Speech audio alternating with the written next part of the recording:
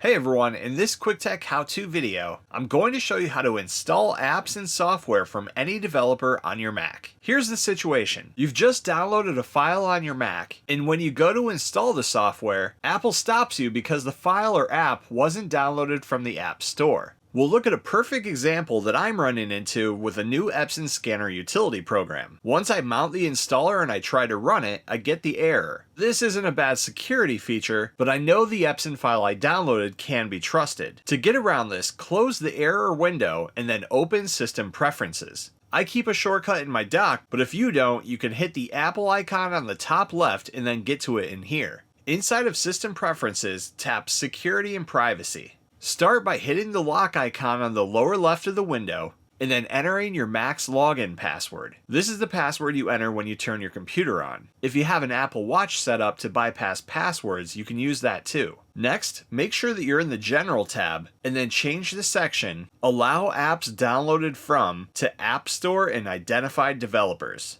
When you're done, tap the lock again to save your changes. A quick note here, in my example, Epson is an identified developer, but smaller developers or maybe even custom utilities probably won't be identified. You should still be cautious about unknown software, but if it is something you know is fine, you'll still need to come inside of here and allow access to the file to be installed. There will be another option like this that will allow you once you try to install. Once you're finished, go ahead and close System Preferences, and you'll be able to proceed with the original install. And that's how you install apps and software from anywhere on a Mac. Thanks for watching. Please like and subscribe and stay tuned for more quick tech how-to videos.